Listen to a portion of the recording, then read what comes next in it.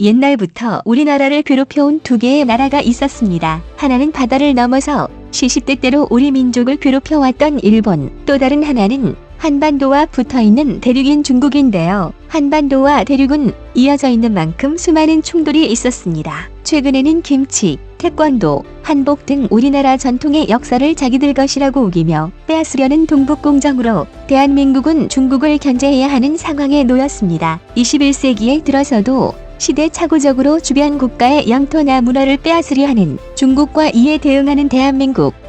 만약에 둘 사이에 전쟁이 벌어진다면 어떻게 될까요? 실제로 한국과 중국 사이에는 전쟁이 발발할 확률은 희박합니다만 북한이라는 언제 터질지 모르는 뇌관이 있기 때문에 유사시에는 한국과 중국이 충돌할 수밖에 없습니다. 상황에 따라 전면전이 될 수도 있는데 전면전이 발생하게 된다면 한국도 큰 타격을 입겠지만 중국은 아예 중국이라는 나라 자체가 붕괴될 수도 있다는 결론이 나왔는데요. 어째서 한국과 전쟁을 하는데 중국이 붕괴되는지에 대해 자세히 알아보도록 하겠습니다. 미군의 개입 없이 중국과 우리나라가 전쟁이 일어난다면 어떻게 될까요? 한국과 중국은 맞닿은 국가가 아니기 때문에 실제로는 전쟁이 벌어질 가능성이 적습니다. 특히 북한을 사이에 두고 있기 때문에 북한이 전쟁이라도 내지 않는 이상 우리나라와 전쟁을 벌일 일 자체는 없는데요. 그러나 그 북한에 무슨 일이 생긴다면 한국이 중국과 전쟁을 벌일 수밖에 없는 상황이 생길 수도 있습니다. 예를 들어 김정은의 사망이나 아니면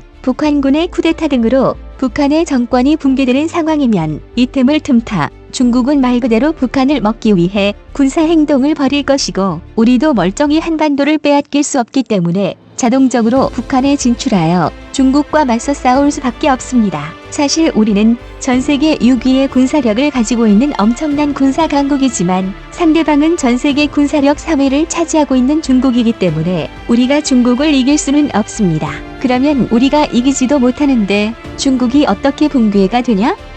라고 반문하실 수도 있는데요. 그렇지만 우리가 이기지 못한다고 중국이 우리를 이길 수 있는 것도 아닙니다. 중국이 미국 다음으로 막대한 군사비를 쏟아내어 군사력을 엄청나게 키웠지만 우리군도 만만한 군대가 아니기 때문입니다. 일단 병력의 숫자로만 본다면 현역의 한국군의 병력은 53만 명, 중국군은 200만 명으로 중국군이 우위에 있지만 전쟁이 난다면 현역만 싸우는 것이 아닌 예비군도 동원됩니다. 예비군의 숫자로 보면 한국은 250만 명, 중국군의 예비군은 185만 명으로 현역과 예비군의 숫자를 합치게 되면 오히려 우리가 더 숫자가 많게 됩니다. 거기다 육군의 경우 전투 장비의 숫자는 중국이 압도적으로 많지만 장비의 질적인 면에서는 우리가 훨씬 앞서 있는데요. 특히 지상전에서 전투의 중심을 맡게 될 전차의 경우에는 성능 면에서 차이가 많이 나는데요. 전차라는 무기는 단순히 굴러가는 궤도차에 대포만 달린 것이 아닌 최첨단 기술의 집합체입니다. 특히 3세대 전차라고 불리는 최신의 전차들은 정밀한 컴퓨터로 제어되는 사격 통제 장치와 적의 대전차 미사일과 포탄을 막아낼 수 있는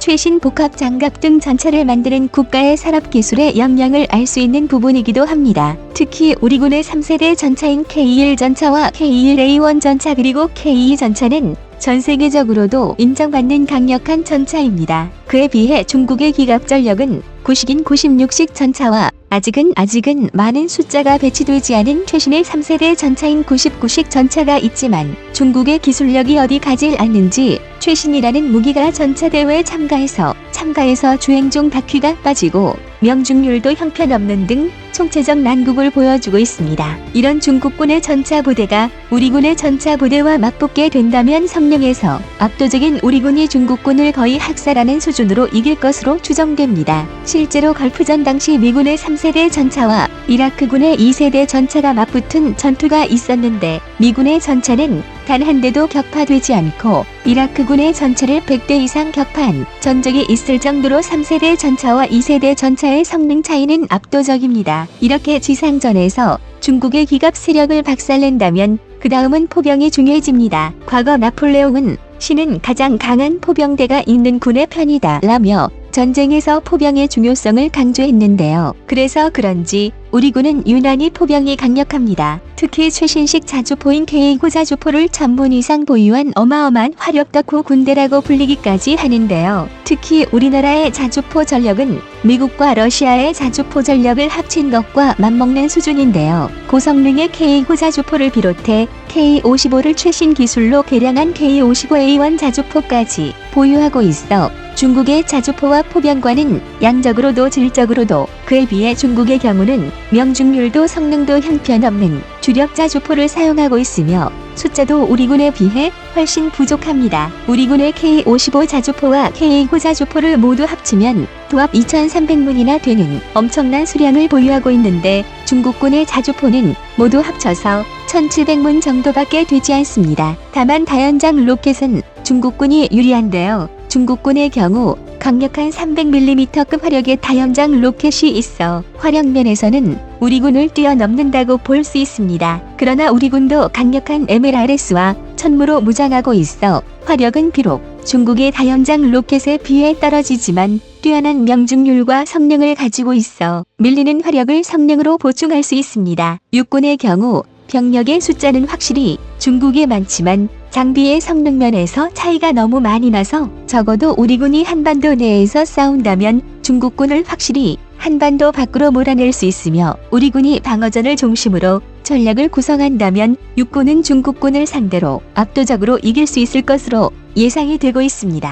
하지만 해군과 공군의 싸움에서는 우리가 불리한 입장입니다. 중국의 경우 배 한 척 한 척을 봤을 때는 성능에 문제가 많지만 워낙 양이 많아 말 그대로 인해 전술로 밀어붙일 수 있기 때문입니다. 이때에는 우리 해군은 정면에서의 교전은 피하면서 우리나라의 앞바다에 적어도 중국군이 우리 땅에 상륙하는 것은 막을 수 있는데 중국이 공격해 들어올 서해바다는 상륙하기엔 환경이 너무 좋지 않아 기류만 깔아봐도 충분히 방어가 가능하기 때문입니다. 해군의 경우 중국의 입장에서는 미군도 견제해야 하기 때문에 중국이 가진 모든 전력을 한국에 투입할 수가 없어 무리하게 한국군을 상대로 공격할 수가 없습니다.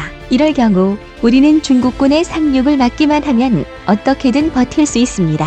공군의 경우도 중국군의 숫자가 압도적이기 때문에 우리는 방어만을 위주로 싸울 수밖에 없습니다. 다만 전투기의 성능은 KF-16, F-15K, F-35 등을 보유하고 있는 우리 쪽이 훨씬 좋지만 중국군의 공군의 숫자는 워낙 많기 때문에 이내 전술로 내려오면 우리 공군은 크나큰 타격을 받을 수밖에 없습니다. 다만 중국군도 우리 공군을 완전히 전멸시킬 수 있을 정도로 강력한 전투기를 보유하고 있지 않기 때문에 결과적으로 전황은 교착 상태에 빠질 수밖에 없을 것으로 예측이 됩니다.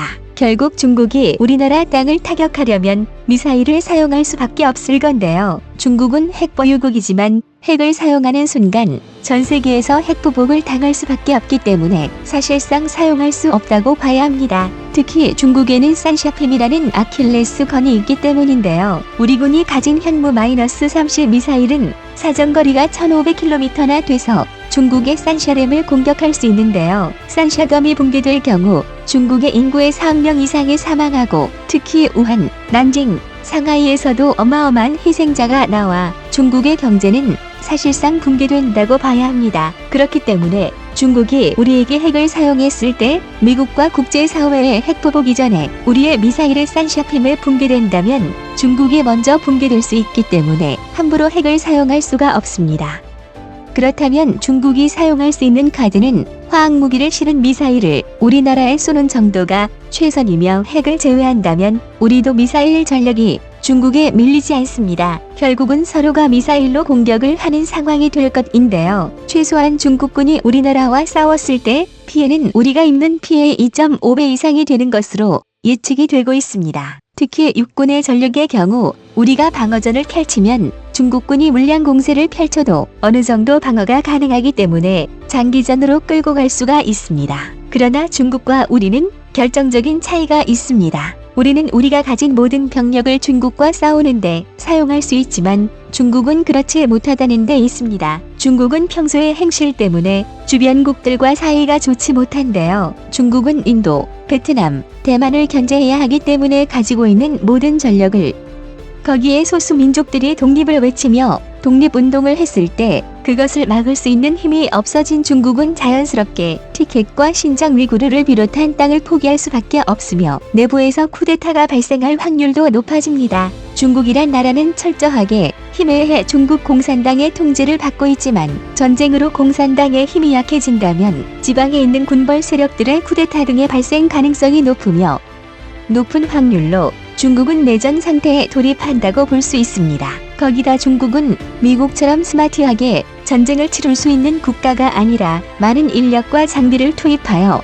병력과 장비를 소모시키는 방식의 전쟁을 치룰 수밖에 없는데 중국의 경제력이 아직 그걸 감당할 만큼 튼튼하지 않다는 데 있습니다. 결국 전쟁이 일어나면 우리가 중국을 이길 수는 없겠지만 중국도 우리를 이길 수가 없습니다. 우리나라도 엄청난 피해를 받겠지만 중국은 그 이상의 피해를 받을 수밖에 없으며 국가 체제가 붕괴할 수 있는 거대한 리스크를 가지고 있습니다. 적어도 우리나라는 국가가 위험할 때 온 국민이 나서서 나라를 지키기 위해 싸우지만 중국은 오히려 군부들이 정부를 배신하고 뒤통수를 쳐서 권력을 노리거나 주변국들에게 역으로 공격당해 무너질 수 있는 불안한 상황인 점을 감안한다면 중국이 미치지 않은 이상 우리와 전쟁을 할 일은 없을 것입니다. 결과적으로 중국이 우리나라를 공격한다면 국가의 존망을 걸고 싸워야 하며 우리도 크게 피해를 보겠지만 중국은 우리 이상으로 피해를 받고 결과적으로 체제가 붕괴될 수밖에 없습니다. 중국,